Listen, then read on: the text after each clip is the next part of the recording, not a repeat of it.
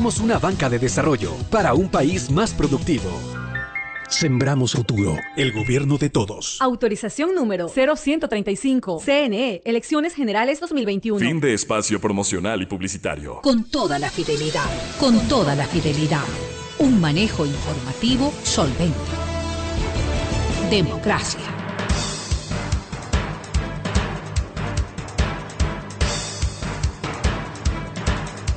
Estamos de regreso ya y claro, el tema un poco que se pone en América Latina es las elecciones, qué elecciones nos dejan las elecciones en Bolivia. Y para eso hemos invitado a la doctora María José Rodríguez. María José es boliviana, ha tenido trabajo aquí en el Ecuador, asesorado en algunos casos.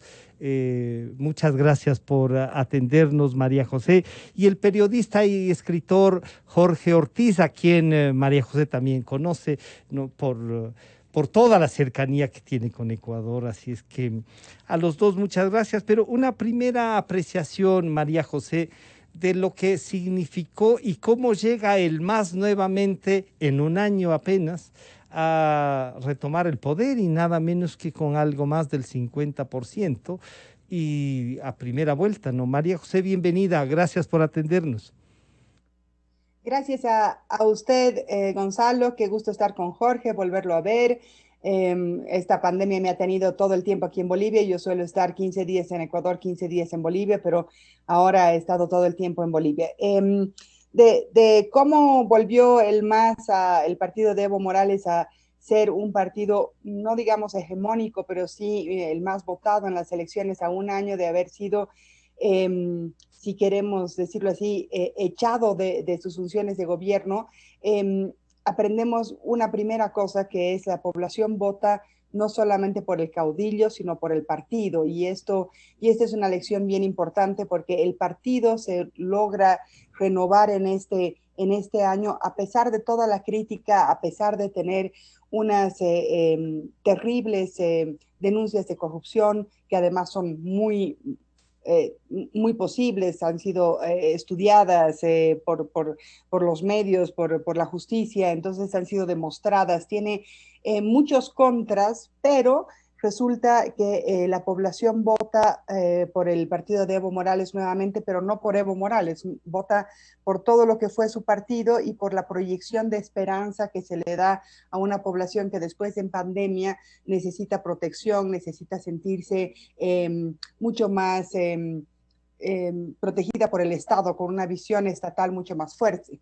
Y además es un voto castigo, diría yo, a la oposición, que ha tenido un desempeño bastante pobre, en tanto ha peleado durante toda la campaña, han habido insultos de uno y de otro lado, no han podido generar una unidad, han salido candidaturas que no se esperaban, la de la propia presidenta Áñez, luego de Tuto Quiroga, Fernando Camacho, y todos ellos que deberían haber sumado digamos, y fortalecer un poco a Carlos Mesa, o entre ellos encontrar un acuerdo para delegar un mejor candidato. Pero esta desunión, si vamos a llamarla de la centro derecha y derecha, o de los no tan populistas, es una desunión que ha sido castigada por el pueblo boliviano, lo cual también es un aprendizaje importante para el Ecuador.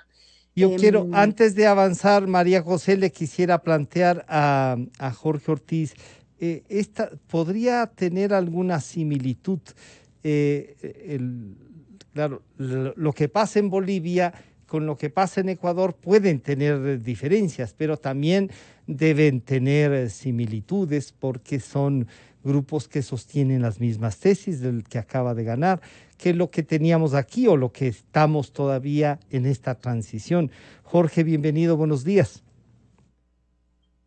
Francisco, buenos días, gracias por la invitación, y María José, es un gusto verte, aunque sea de distancia los tiempos. Espero que estés bien y toda tu familia.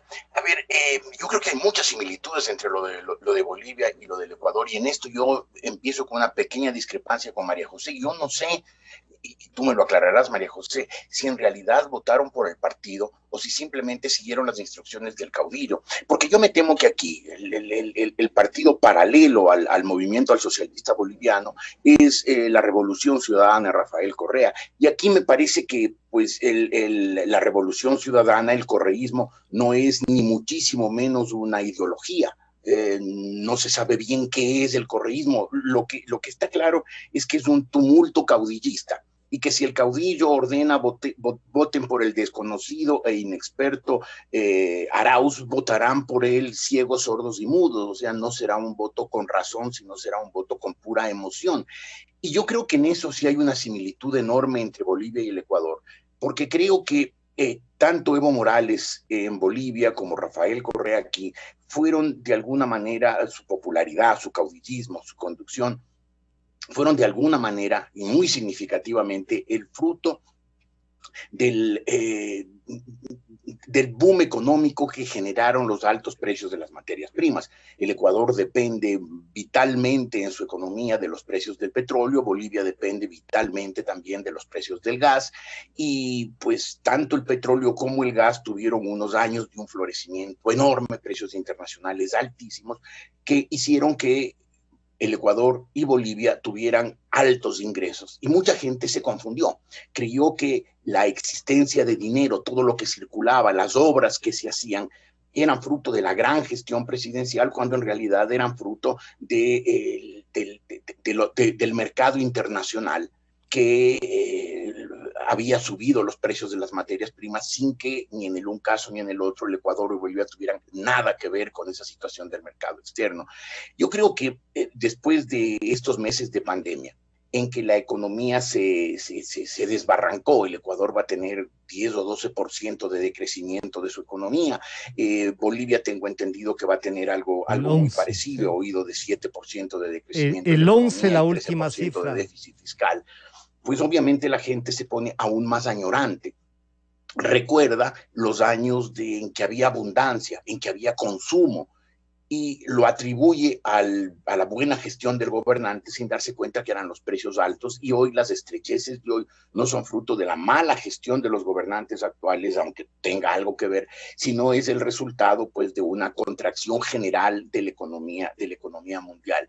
Pero ahí hay un fenómeno que a mí me preocupa singularmente. Es evidente que en el caso boliviano hubo un alto voto escondido de las clases medias.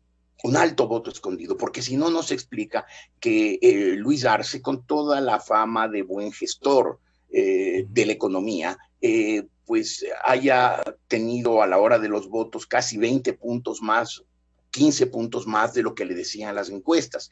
Quiere decir que un alto sector de la clase media, uno se imagina, la clase media es una clase más educada, más formada, que entiende que el boom de la economía que hubo durante los años de la Revolución Ciudadana, del socialismo del siglo XXI, allá y acá, eran el resultado de los precios de las materias primas, no de la buena gestión económica, y por lo tanto no iban a votar masivamente por Luis Arce. Y sin embargo lo hicieron, y yo creo que ese es el reto que hay aquí en el Ecuador, que mucha gente siga confundida y que a la hora de los votos, un enorme sector de la clase media, que hoy en las encuestas aparece dispersa entre una serie de candidatos, pues se vuelquen por el candidato del socialismo del siglo XXI, sin entender que fue un modelo absolutamente fallido. En el caso de Bolivia es evidente que Luis Arce tiene detrás de sí el respaldo de una buena gestión económica, muy distinta a la mala gestión económica que hubo en el Ecuador.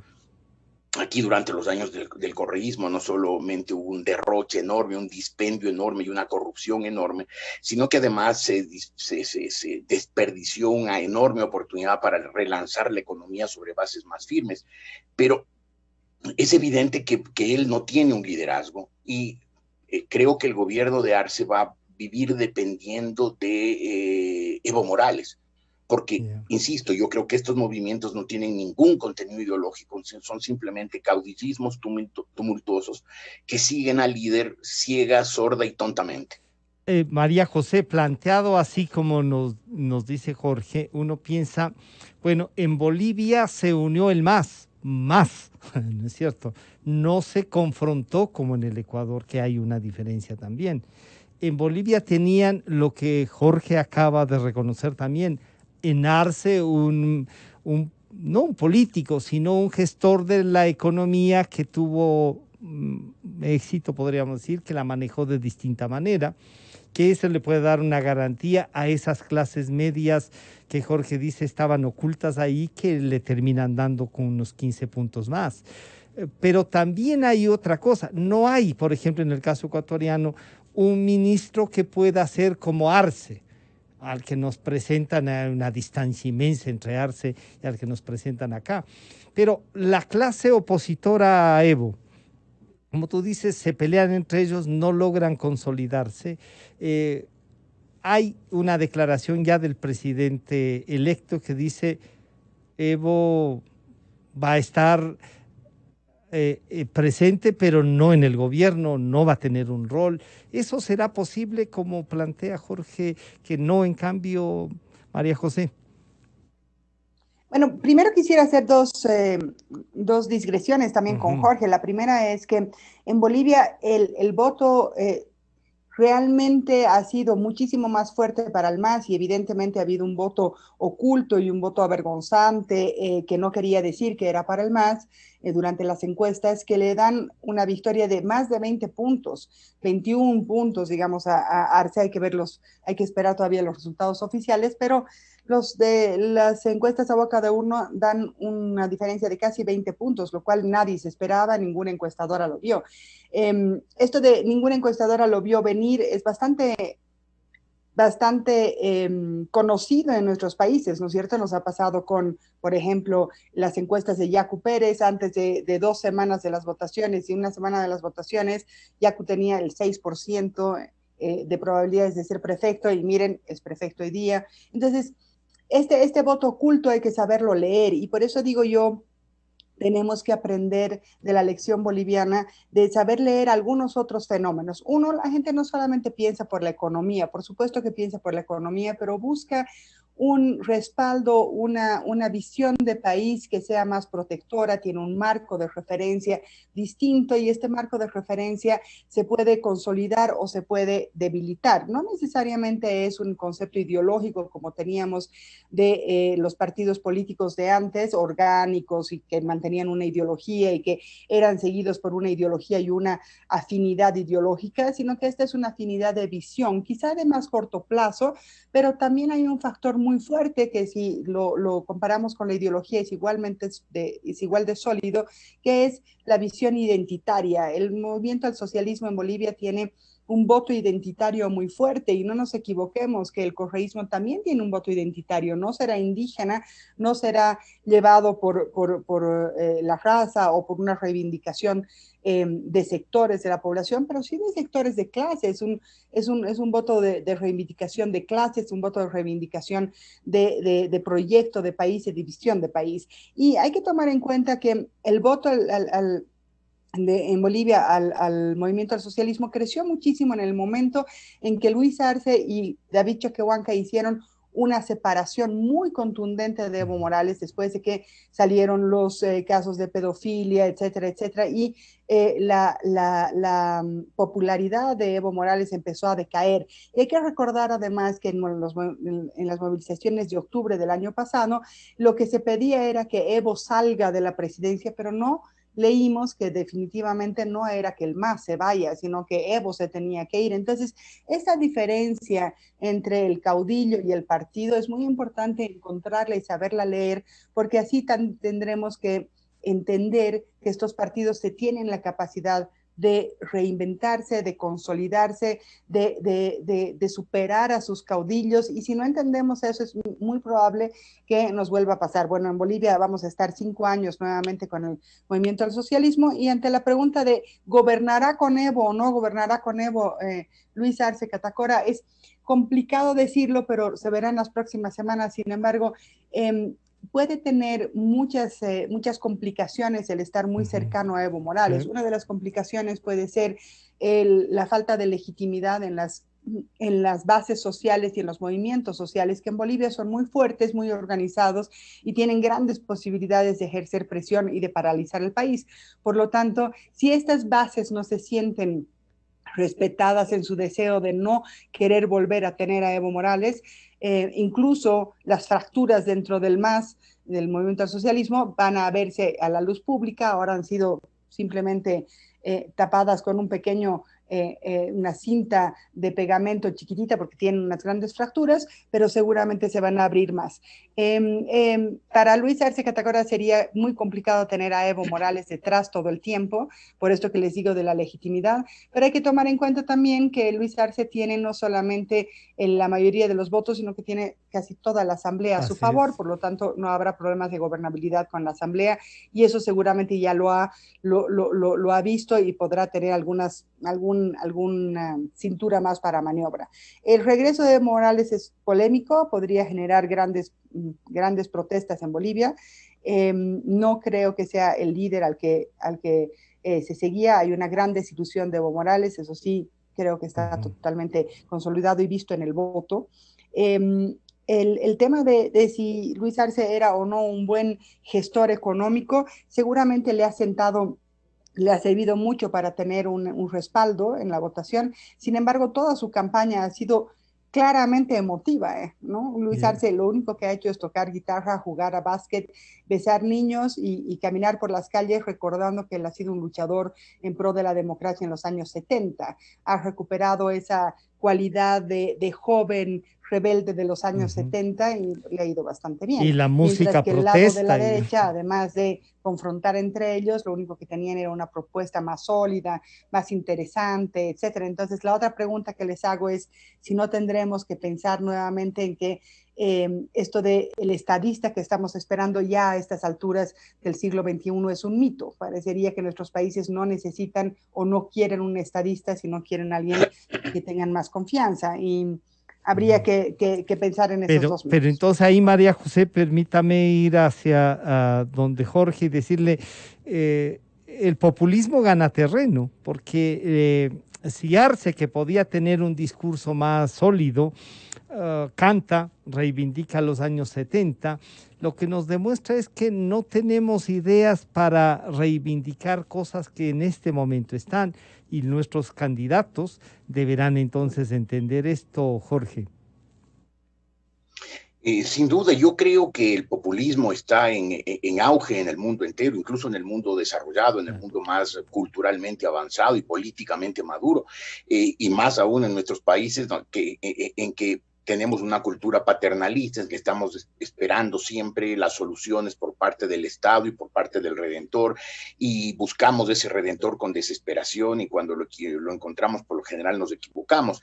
Ahora, en el caso de Bolivia, me alegra saber que hay este divorcio entre el caudillo y el partido, o sea, en el sentido de que hay una buena votación por el partido más allá del caudillo, y que no votaban simplemente por la instrucción, por la orden de Evo Morales, como ocurre aquí con el correísmo. Aquí evidentemente no hay un divorcio entre Correa y el correísmo.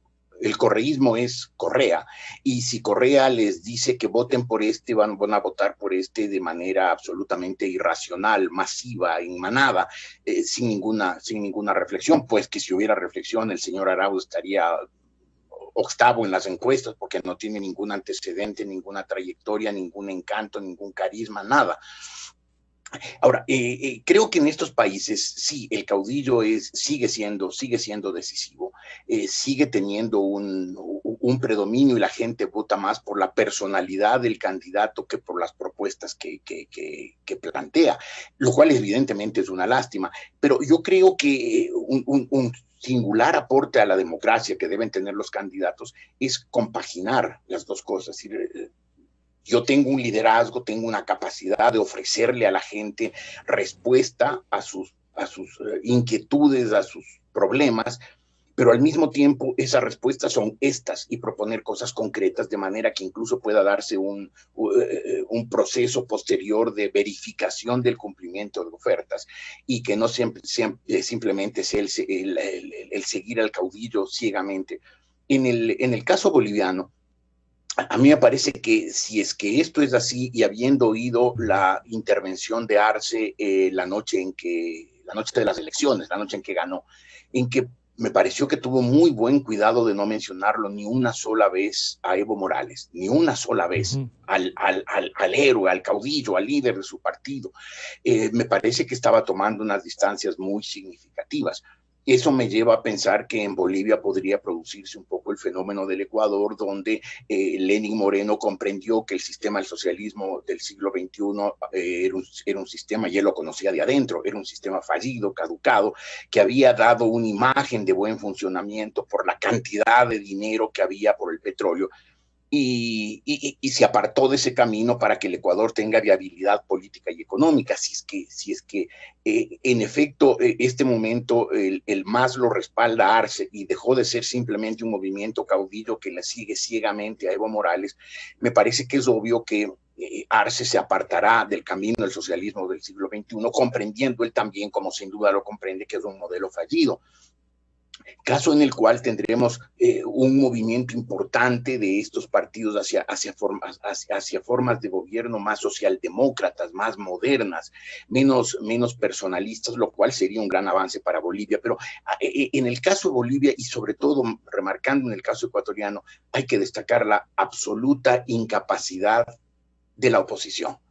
En Bolivia se fragmentó, y si bien a última hora la presidenta interina Áñez y un poco antes Jorge Quiroga se apartaron de sus candidaturas para tratar de concentrar el voto, la posición del Macho Camacho demostró pues que más por delante están los personalismos, las ambiciones, los caudillismos que las convicciones. En el caso del Ecuador vemos lo mismo, ¿no? En este momento hay, si no me equivoco, 12 binomios calificados, aparentemente vamos a llegar a 16, y entre esa multitud de candidatos, la suma de talento es escasísimo. ¿Cuántos de esos candidatos son confiables para que sean concejales? 12 de los 16 por lo menos ni para concejales. Son, disculpen que lo diga con todo y grosería, pero son unas candidaturas mamarrachas que no tendrían nada que hacer, y que demuestra que en el Ecuador pues la clase política está muy venida a menos.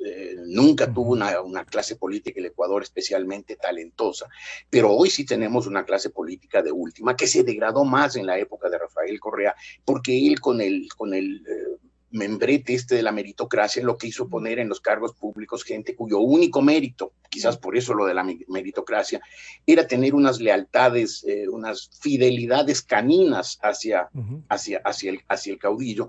Y obviamente pues la gente poco a poco, la gente más consciente, más preparada, se fue apartando de la política, viéndola como una actividad ruin, como una actividad para gente descalificada.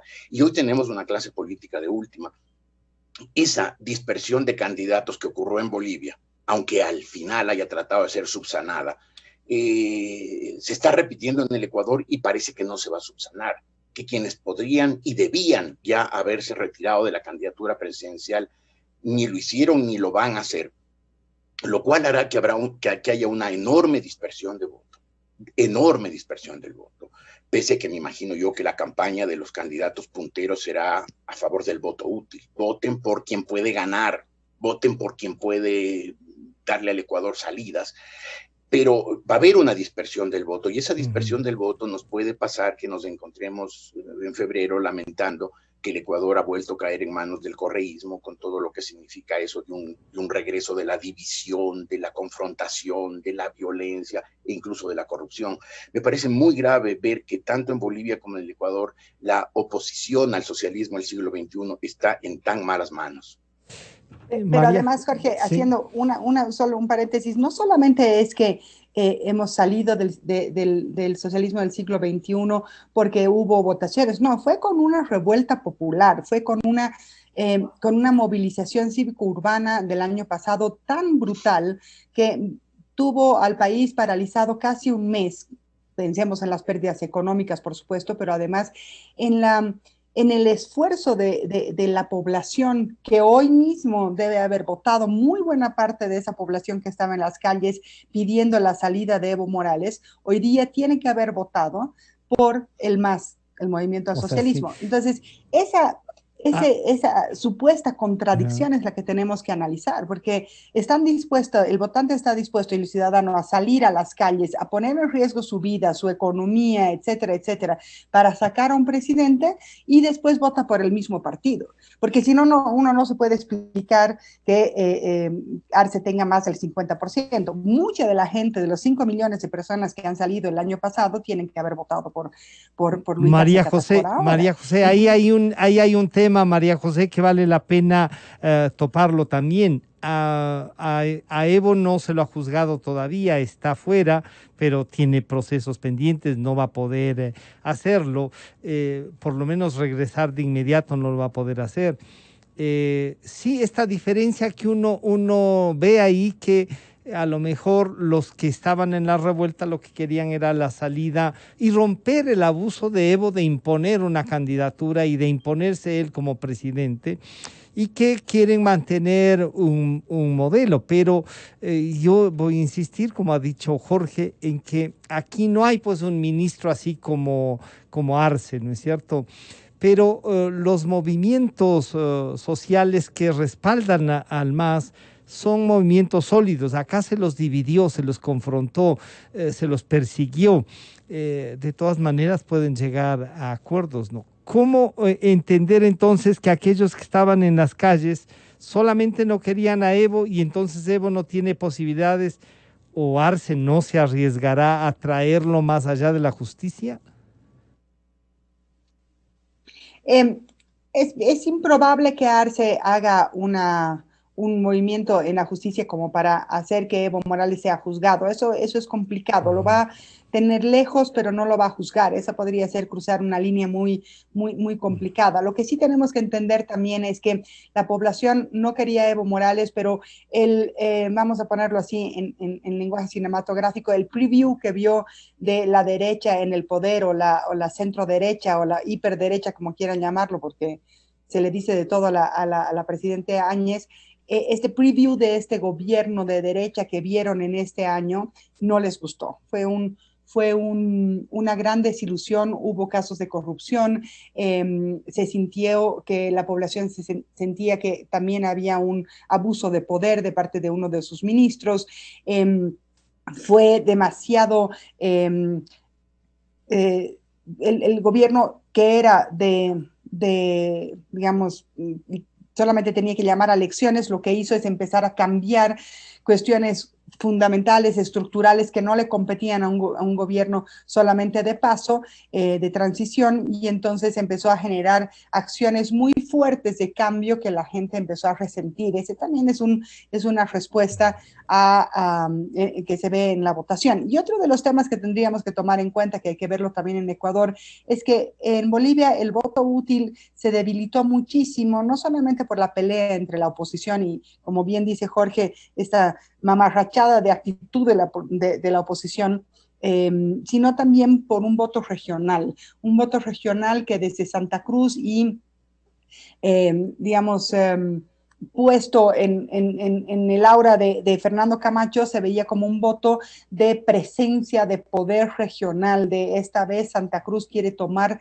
partido no solamente en la asamblea, no solamente quiere ejercer poder en algunos, digamos, espacios pequeños, sino ejercer poder en el poder central, tomar el poder verdaderamente, y eso es lo que ofreció Camacho, y eso sí tiene detrás una visión de país distinta, y habría que ver si Guayaquil no tiene una visión de país distinta como la tiene también la Sierra, y esa división de las dos visiones de país también ha jugado en contra del voto útil. Un elemento más que quería contarles es que nos ha asombrado a todos, es que en Bolivia ha habido el 87% de asistencia del electorado, a pesar de la pandemia, a pesar del susto por los contagios. La gente ha salido a votar en 87%. Esto es inusual en Bolivia, y realmente nos da también otro dato importante, que la gente sí quería tener participación y hacer escuchar su voz. Jorge, la gente querrá aquí, se anuncian ahora mismo unas movilizaciones y claro, y de acuerdo a las redes, que no son confiables y en eso yo coincido con ustedes, es una cosa que degrada la información, pero uno diría, anuncian que pueden ser lo suficientemente violentas como para recordarnos lo que nos pasó el año pasado. ¿Usted cree que es una manera de ejercer presión para también hacer lo que han hecho en Bolivia? Un poco, no hay voto útil, pero sí vamos a sostener un modelo que no es el que nos plantean estos que están pensando en una estructura del Estado diferente, Jorge.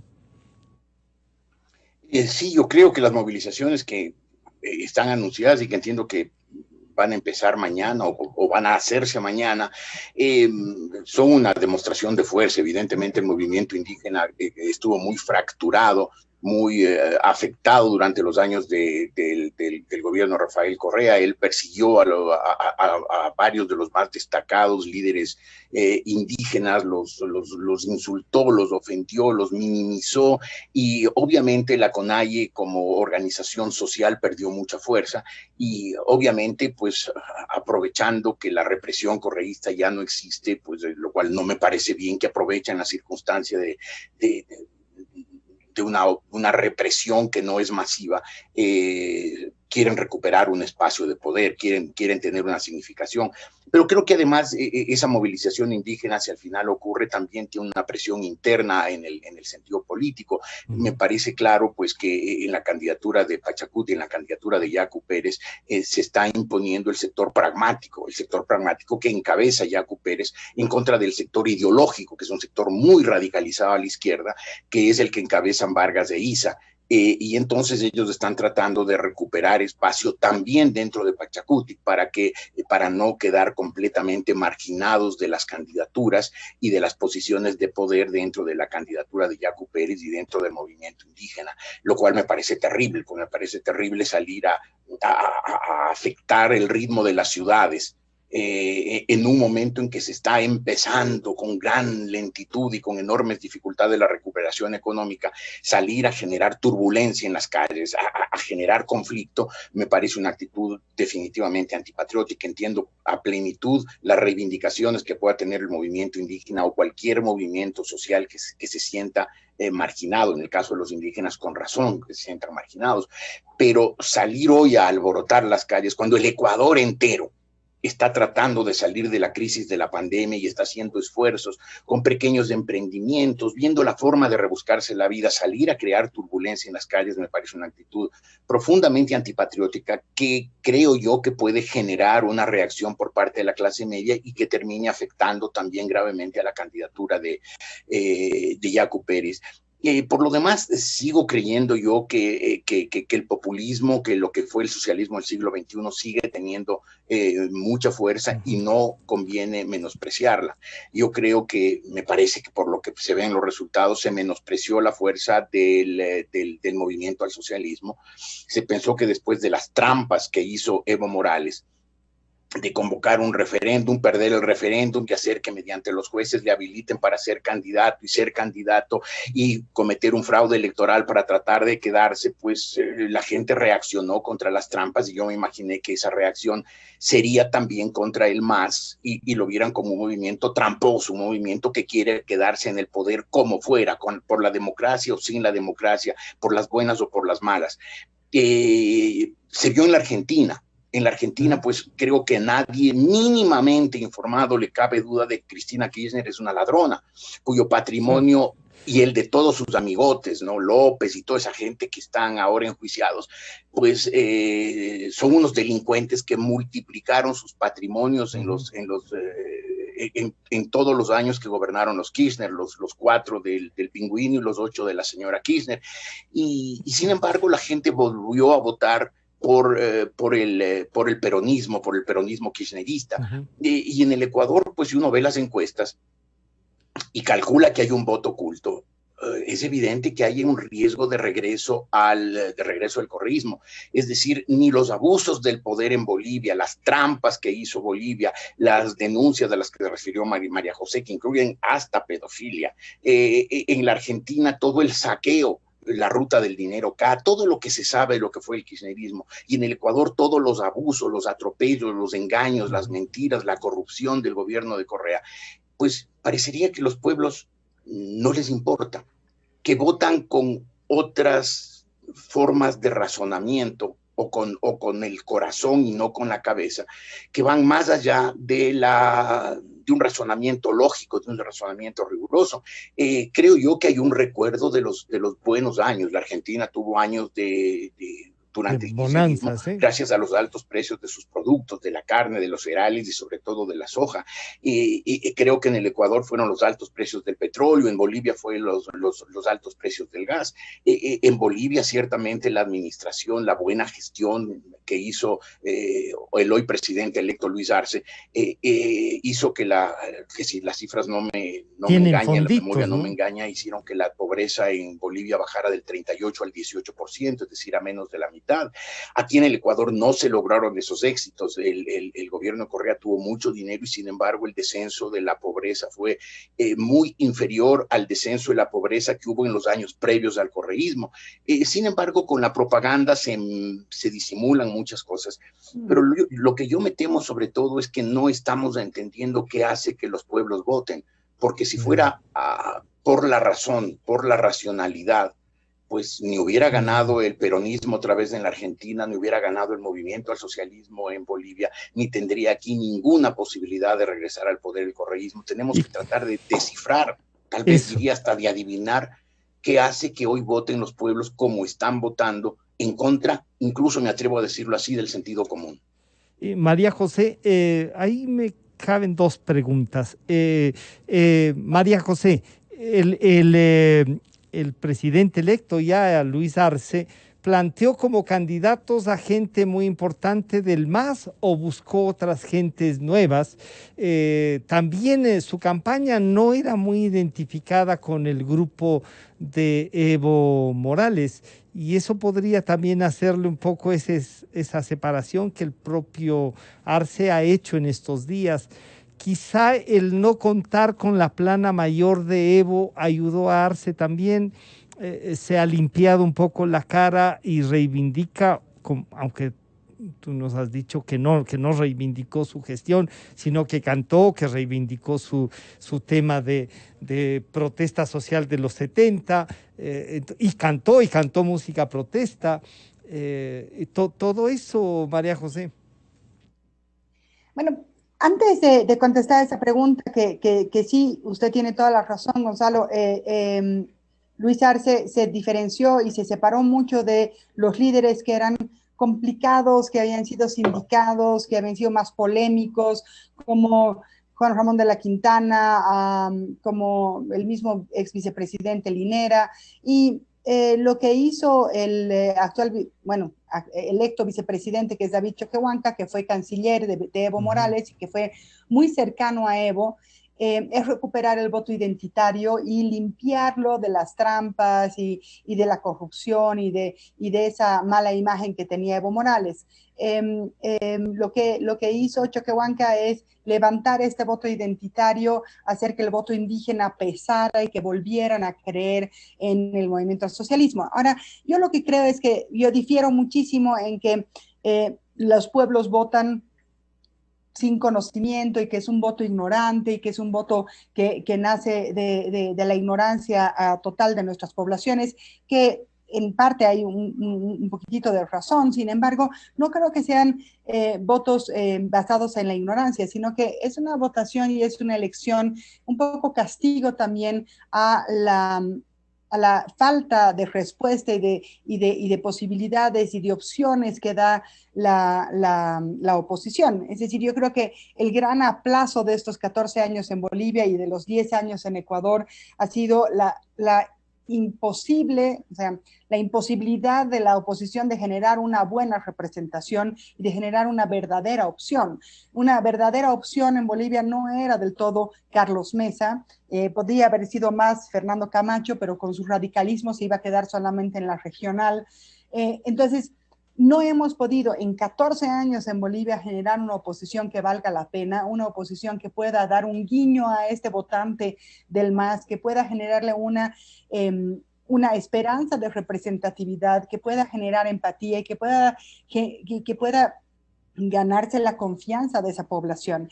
Yo diría que en Ecuador pasa exactamente lo mismo, la imposibilidad de generar opciones es en realidad el gran problema que tenemos, más que tener una población que vota o no por un populismo o una cuestión fácil, es en realidad sí, no ver la poca acción más inteligente de la oposición. Ahora, eso tiene que ver, como decía Jorge, también con que no estamos leyendo bien a nuestro votante, no estamos terminando de entender lo que se quiere, volvemos a ofrecer empleo, economía, etcétera, y la gente no vota necesariamente por esos elementos, vota más por el corazón, pero vota más por la confianza y la empatía y esta necesidad de verse representados en algo o en alguien o en un partido así tan raramente reconstruido como el MAS en Bolivia, ¿no es cierto? Sí, Luis Arce ha hecho una separación de los líderes más difíciles y polémicos de Evo Morales, pero no hay que olvidarse que Luis Arce ha sido uno de los más creyentes en el modelo económico del socialismo del siglo XXI. Lo ha trabajado de manera más racional, si queremos verlo así, pero no es... creo que lastimosamente para Bolivia no hay un camino como el que decía Jorge, que vaya a tomar unas opciones muy distintas o vaya a hacer un juego como el de Lenin Moreno. Creemos que se va a tener nomás a la visión del socialismo del siglo XXI. Acaba de anunciar que va a dar un bono que lo tenían precintado en la asamblea para debilitar el gobierno de Áñez, pero él lo ha duplicado y va a dar un bono y así empezaremos este gobierno. Habrá que ver cómo se desenvuelve y claro, hay que mantener la esperanza en que vaya por otros rumbos. No hay mucho, claro, no hay mucho que entonces ahí. En eso. Jorge, al tener como binomio, o sea, son dos gentes importantes del gobierno de Morales, a Choquehuanca, que fue su canciller, seguramente la política exterior entonces no va a cambiar, los contactos serán los mismos, van a trabajar. Bolivia se enfrenta a una radicalización del socialismo del siglo XXI, o si hay un espacio, Jorge, que diga no, van más hacia lo que usted ha dicho, la socialdemocracia, a una democracia real. Yo creo y espero que vaya hacia una moderación, es decir, Arce sin duda conoce bien las cifras y sabe que el éxito que tuvo el gobierno de Evo Morales en esta reducción de la pobreza a menos de la mitad se debe no a un manejo económico maravilloso, aunque fue una gestión ordenada, pero se debe sobre todo a que nuestros países tuvieron años de enorme esplendor por los altos precios del petróleo, en el caso de Bolivia del gas, en el caso de la Argentina de sus productos agrícolas o agropecuarios incluso, pero es evidente que ese modelo no tiene futuro porque es un modelo que se basa en un enorme gasto público que solamente se puede hacer cuando hay mucha disposición de dinero, cuando los países exportan mucho, y este momento, por la situación mundial, una crisis económica muy grave, afectada sobre todo por la pandemia, pues las corrientes del comercio internacional están muy debilitadas, las cadenas de suministro están rotas, y obviamente pues ni Bolivia, ni el Ecuador, ni la Argentina, ni ningún país de los que viven de las materias primas podrán tener niveles de ingresos como tuvieron en los años dorados de la década anterior. En todo caso, yo creo que por eso Arce tratará de moverse un poco hacia el centro izquierda, desde la izquierda se moverá hacia el centro izquierda, hacia una forma de socialdemocracia o algo por el estilo, que fue lo que aquí hizo Lenín Moreno, apartándose del modelo correísta cuando se dio cuenta, como él sabía perfectamente, conociéndolo desde adentro, que era un modelo fallido, que no daba para más, que el momento que los precios del petróleo se derrumbaron, pues había que adaptar la realidad del manejo económico a la nueva realidad económica que no era de abundancia. Pero lo que sí creo yo que es muy importante es descifrar, y por eso repito, insisto en eso, tratar de descifrar por qué votan los pueblos. Porque si creíamos que los pueblos iban a votar contra la corrupción, por ejemplo, como uno de los elementos decisivos de su voto, vemos en el caso de la Argentina, en el caso de alguna manera de Bolivia, en el caso del Ecuador, que la corrupción no es un elemento decisivo de los votos. Tampoco el buen manejo de la economía, porque en la Argentina y en el Ecuador el manejo de la economía fue malo y sin embargo esa posición política sigue teniendo respaldo. Tampoco es el respeto por los derechos, las garantías y las libertades de la democracia, porque en nuestros tres países, los que estoy mencionando, Argentina, Bolivia y Ecuador, evidentemente los gobiernos del socialismo del siglo XXI atropellaron todos los derechos, las garantías y las libertades, y sin embargo la gente sigue votando por ese sector. Entonces, hay algo que todavía no desciframos, que hace que los pueblos se sientan vinculados a líderes que han atropellado muchas de las formas de convivencia civilizadas y modernas. María José decía, y probablemente tiene mucha razón, lo que busca más que nada la gente es algo así como una identificación. Me siento más cercano a siento que él me va a proteger más, siento que de alguna manera hay una representación mejor. María José utilizó, y creo que muy apropiadamente, la palabra identitaria. A lo mejor es eso, pero claro, hay que definir, hay que tratar ahora en cada caso, en cada elección, en cada país, tratar de descifrar cuál es el elemento decisivo para la creación de esa identidad. De manera que, sabiendo que no es el eficiente manejo económico, que no es el respeto por los derechos, las garantías y las libertades, que no es la honestidad del manejo de los fondos públicos lo que hace que la gente vote, hay que tratar de descubrir qué es lo que hace que la gente, más con el corazón evidentemente que con la razón, vota y sigue una línea política, un caudillo, un candidato en cada elección, en cada circunstancia, en cada país. Yo creo que ahí hay un trabajo muy decisivo, muy importante, muy urgente para la sociología, para la psicología social, para la gente que está vinculada a la política, para los académicos, para los periodistas, para los pensadores, porque hay mucho que descifrar de la situación actual del mundo, por lo menos de América Latina.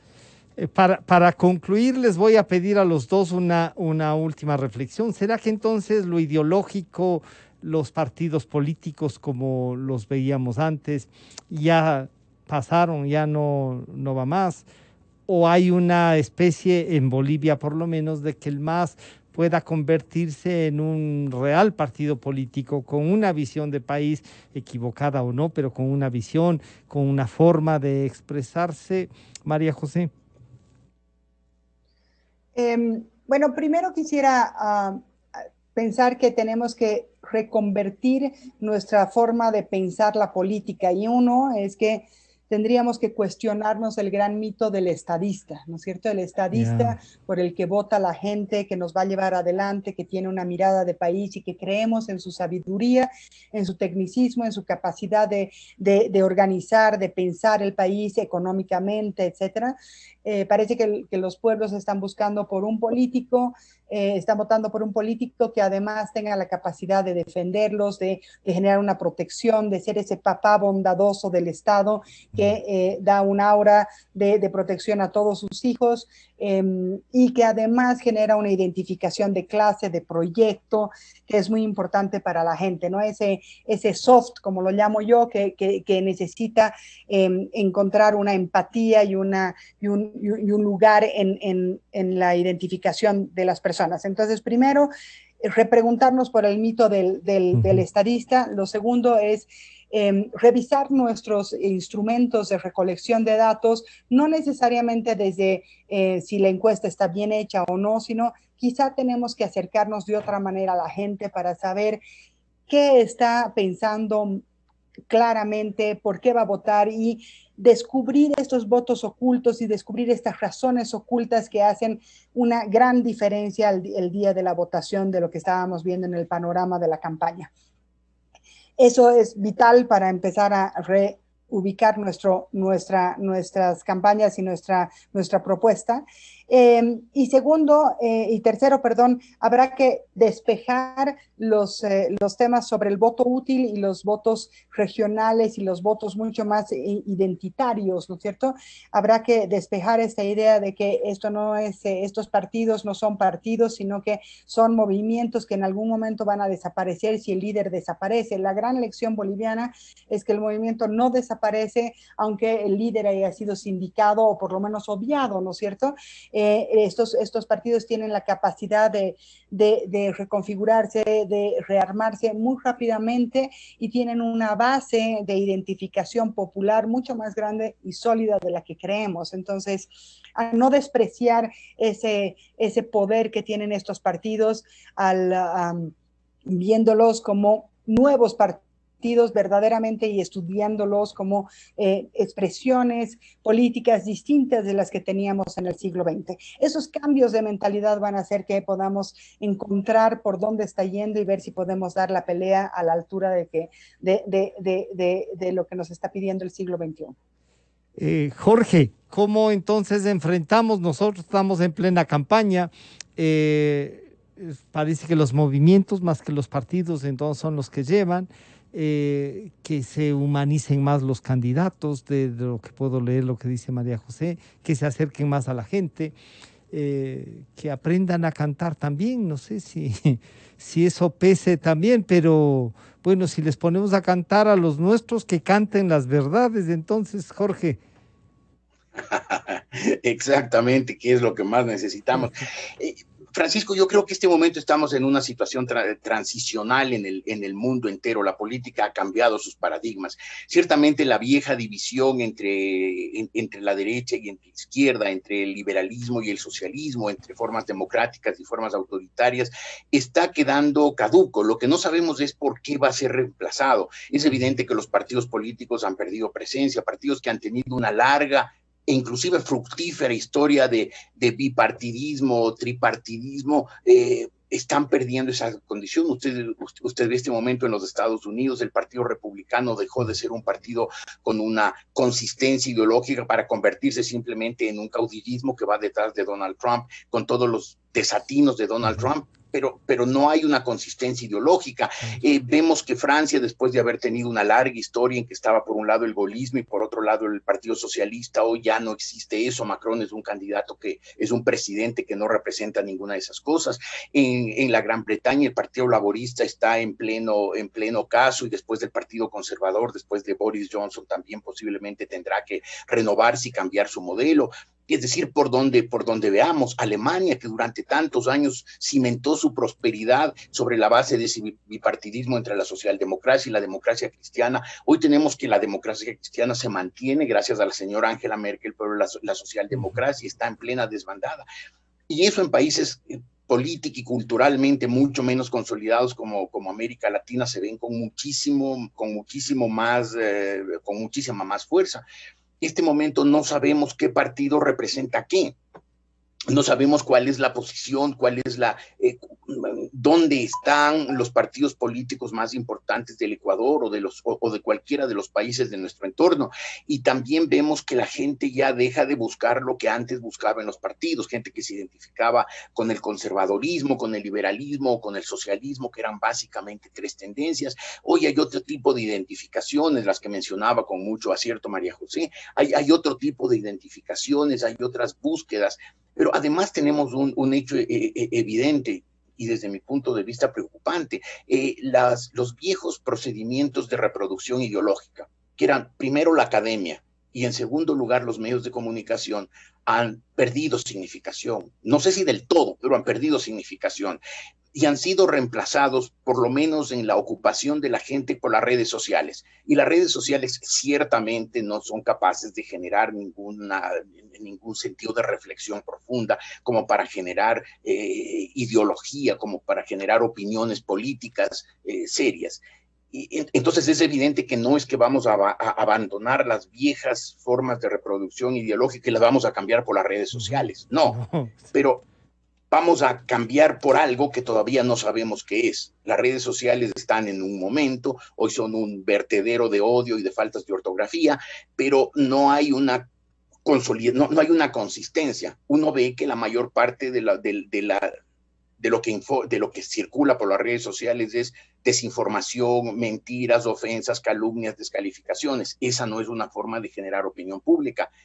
Ciertamente el mundo tendrá que encontrar una nueva forma de generar opinión pública distinta de la academia y distinta de los medios de comunicación tradicionales. No sabemos cuál será. Y en ese momento de transición en que estamos, pues no sabemos bien cómo reaccionar. Yo creo que los candidatos, no la mayoría de estos candidatitos que han surgido en el Ecuador en una parodia grosera de una democracia seria, pero los candidatos serios que hay en el Ecuador, los pocos, y los candidatos de otros países donde hay candidatos también que puedan ver la política en serio, deben estar partiéndose la cabeza pensando qué hago, y a lo mejor se hacen las preguntas que usted hacía, Francisco. ¿Tendré que aprender a cantar? ¿Tendré que hacerme el simpático? ¿Será esa la fórmula para que la gente vote por mí?